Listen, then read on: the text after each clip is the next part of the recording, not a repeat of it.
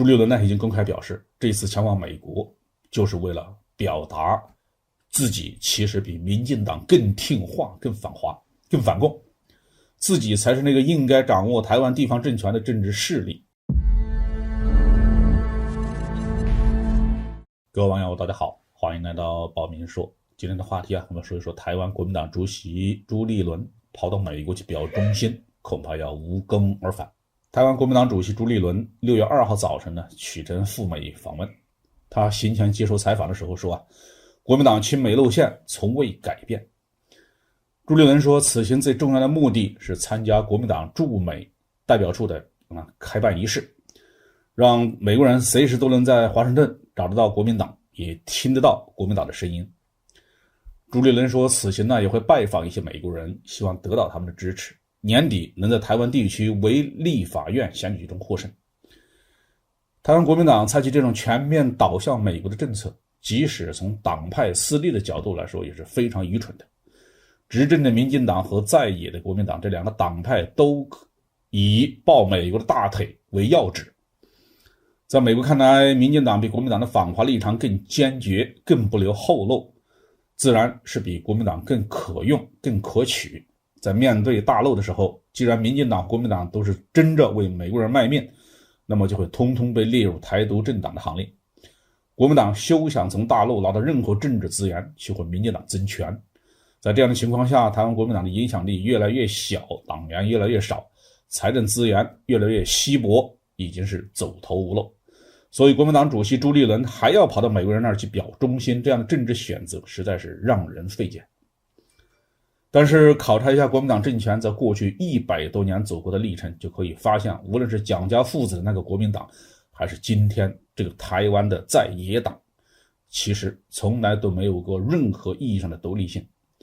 在大陆期间蒋介石政权能够维持下去，主要是体现帝国主义在中国的利益。在抗日战争爆发之前，蒋介石还试图争取日本帝国主义的支持。在全面抗战之后，国民党就完全成了美国人的代理。输掉解放战争，被迫逃往台湾之后国民党政权就更加毫不掩饰、全心全意地投入美国的怀抱，甚至连台湾人民的利益都不在他们的考虑之中。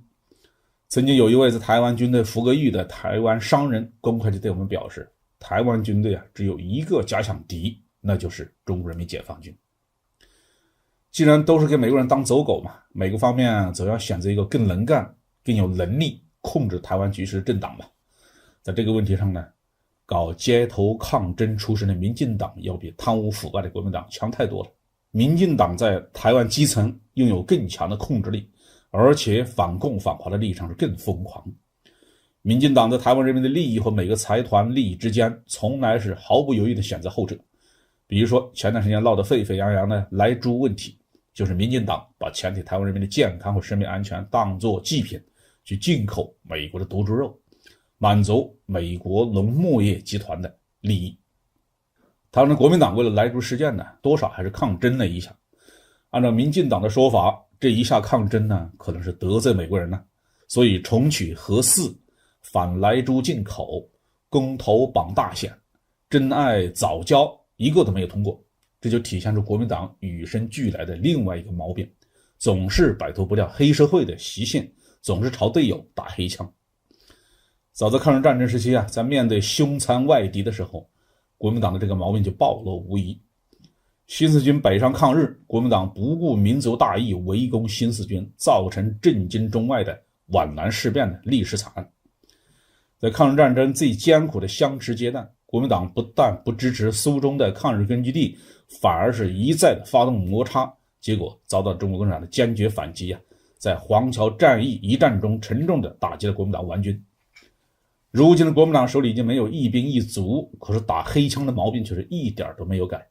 换了一个有原则的政党，在莱猪这种问题上，要么拼死维护美国财团利益嘛，一踏踏走到黑，要么坚决维护台湾人民的利益，和美国财团斗争到底。